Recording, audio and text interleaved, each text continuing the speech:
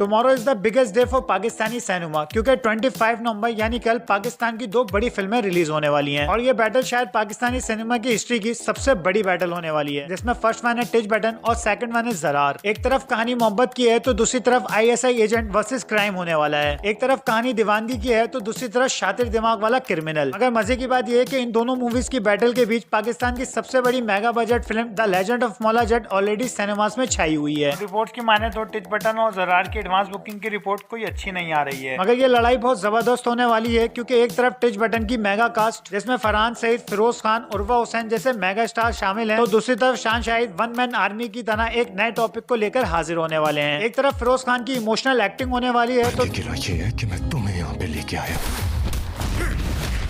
तो दूसरी तरफ शान के एक्शन सीन्स।